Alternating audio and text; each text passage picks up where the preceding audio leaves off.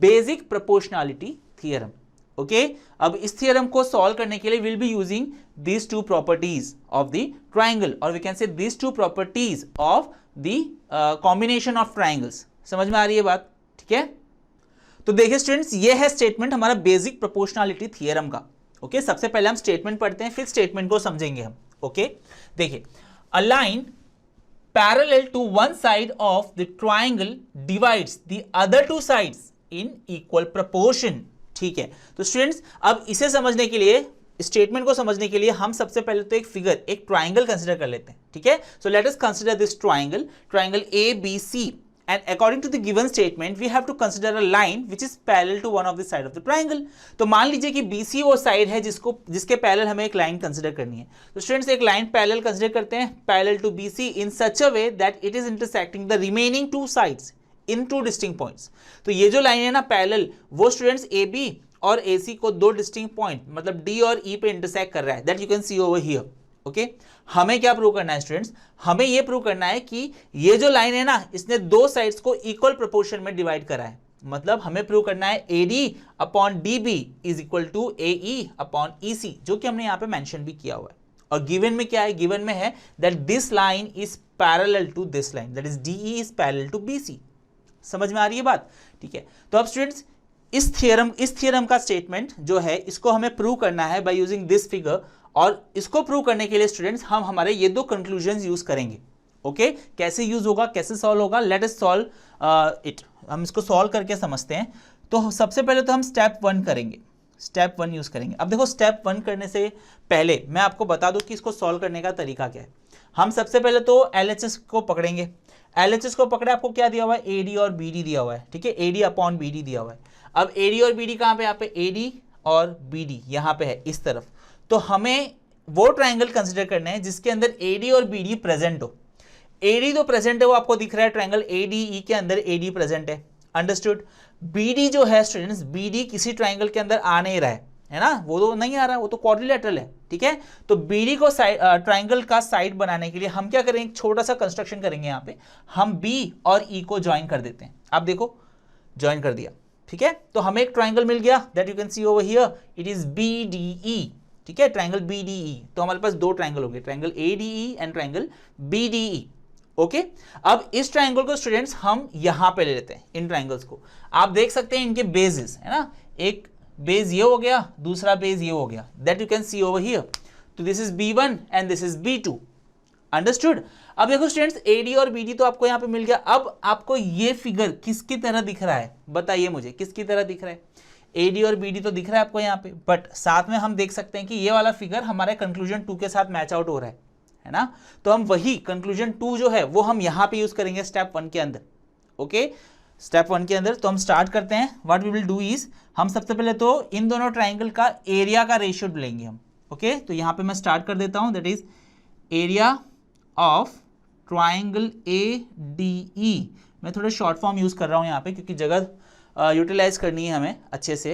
Okay, so area of triangle ADE upon area of triangle BDE क्या होगा? Half into base into height, half into base into height, half into base into height.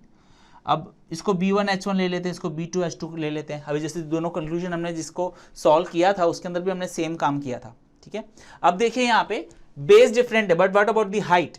Height तो same है। ठीक है, according to conclusion 2 you can see that two triangles of equal height and different basis, वही condition है यहाँ पे। तो देखो आप, यहाँ पे हाइट सेम है इसलिए हम हाइट कैंसिल कर देते हैं। हाफ तो ठीक है, कांस्टेंट ही है, तो यहाँ पे हमें क्या मिलेगा student? B1/B2। Okay, this is B1/B2। अब B1 क्या है यहाँ पे? आप देखो B1 क्या है? B1 है AD। ओके, B2 मतलब सेकंड ट्राइंगल का बेस क्या है? फर्स्ट ट्राइंगल का बेस तो आपको मिल गया AD, सेकंड ट्राइंगल का बेस क्या है स्टूडेंट्स? It is BD।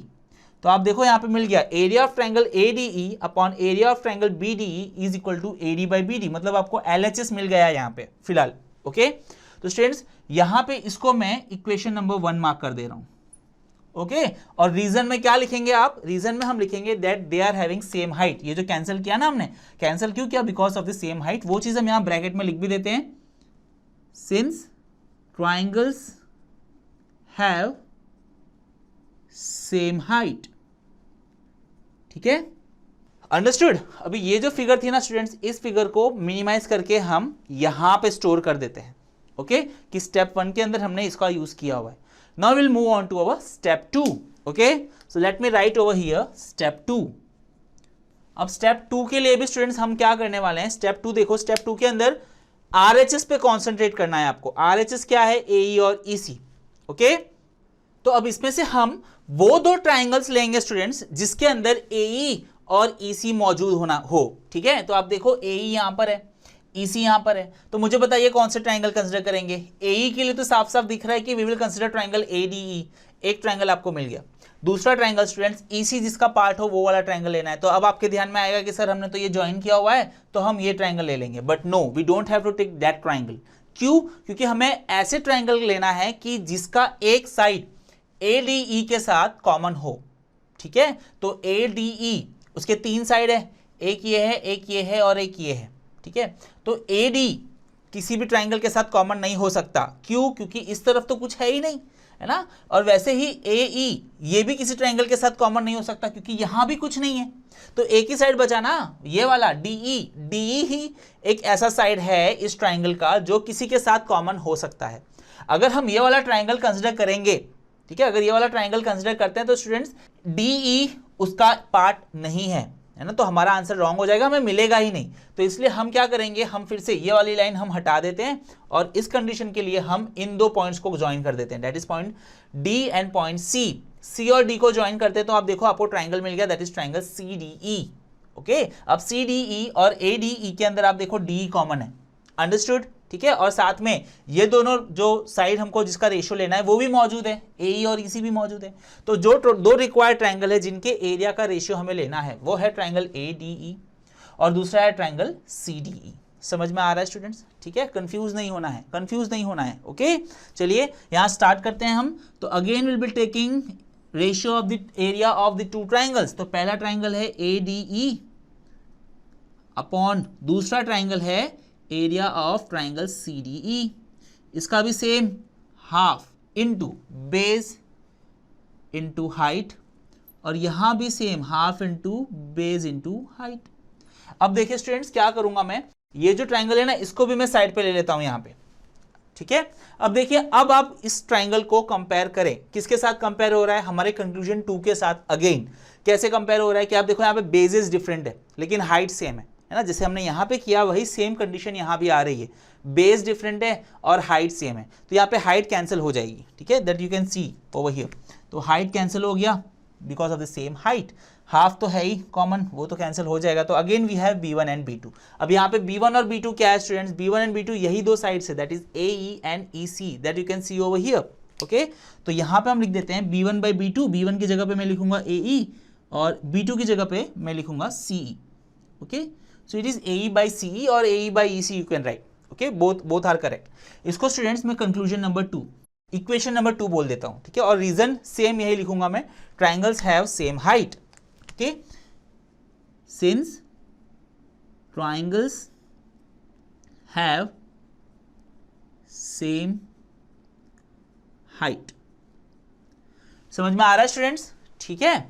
अब देखिए 1 और 2 मिल गया आपको। अब आपको क्या करना है, ये दोनों को इक्वल प्रूव करना है, मतलब AD बाई BD को आपने AE और C के साथ इक्वल प्रूव करना है। मतलब इक्वेशन 1 और इक्वेशन 2 के अंदर RHS पार्ट को इक्वल प्रूव करना है।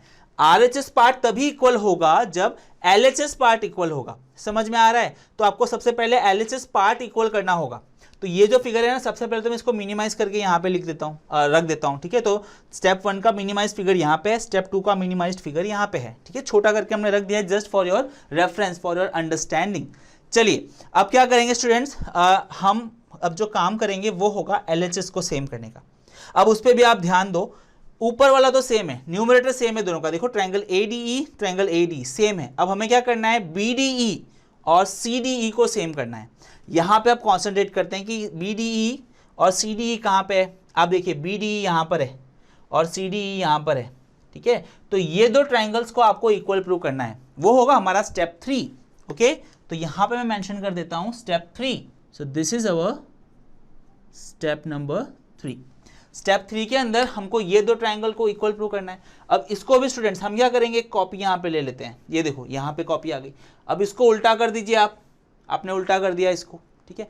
उल्टा करने के बाद आप अब मुझे बताओ कि ये किसके साथ सिमिलर हो रहा है, बताइए मुझे। ये फिगर जो आपको दिख रही है यहाँ कहीं पे कंक्लूजन 1 2 में से किसके साथ मैच आउट हो रहा है, कंक्लूजन 1 के साथ मैच आउट हो रहा है, ठीक है, कंक्लूजन 1 के साथ। These both triangles are actually having same base and also they exist between two parallel lines, that's why they will have same height. So two triangles having same base and same height will have equal area. This is our conclusion number 1. Understood? ठीक है, तो conclusion 1 हमारा हो गया ये। तो conclusion 1 के हिसाब से ये दोनों triangle का area तो same हुआ। Understood? तो वो चीज मैं यहाँ पे लिख देता हूं, that area of triangle, यहाँ पे लिखूंगा मैं area of triangle BDE is equal to area of triangle CDE, ठीक है। रीजन में क्या लिखेंगे आप, रीजन में आप ये लिखेंगे triangles having same base and same height, ये इसका रीजन होगा। Okay, late me write over here, यहाँ पे रीजन में हम लिख सकते हैं since triangles have same base and same height, okay, same base and same height. इसको स्टूडेंट्स हम मार्क कर देते हैं equation number 3, okay, equation number 3। अब देखिए आप इक्वेशन 1 इक्वेशन 2, मतलब इक्वेशन 1 इक्वेशन 2 एंड इक्वेशन 3, यहां से हम देख सकते हैं RHS AD upon BD is equal to AE upon CE हो रहा है। क्यों?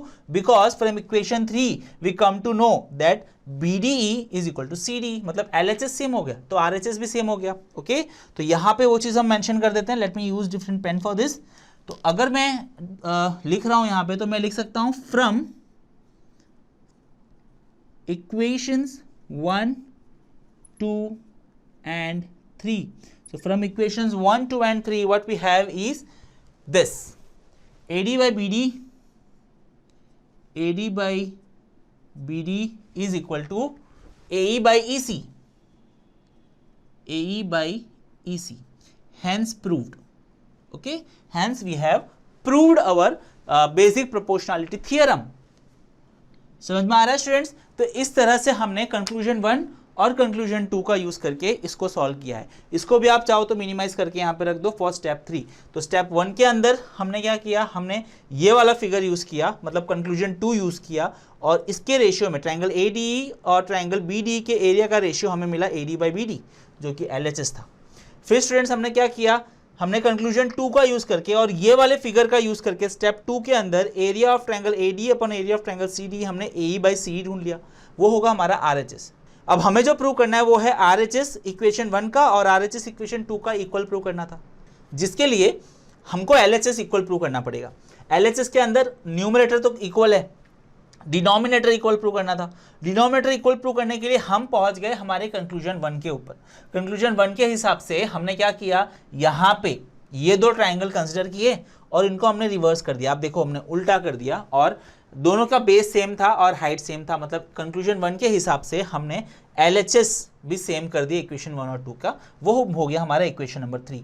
So from equation 1, from equation 2 and from equation 3, using all these three equations we have proved that AD by BD is equal to AE by EC। समझ में आ रहा है students? तो इस तरह से बेसिक प्रोपोर्शनलिटी थ्योरम आपको सॉल्व करना है। तो स्टूडेंट्स, अगर ड्रोन स्टडी की ये वीडियोस आपको अच्छे लग रहे हैं तो आप प्लीज इनको लाइक करें, सब्सक्राइब करें, कमेंट्स लिखें स्टूडेंट्स, अपने थॉट्स बताएं, हमारे साथ शेयर करें कि आप और क्या चाहते हैं। और इतना ही नहीं स्टूडेंट्स, सबसे इंपॉर्टेंट नीचे शेयर बटन पे क्लिक करें और अपने दोस्तों के साथ इन वीडियोस को व्हाट्सएप और फेसबुक पे शेयर करें स्टूडेंट्स, ताकि वो भी इन वीडियोस का फायदा उठा सकें स्टूडेंट्स, राइट।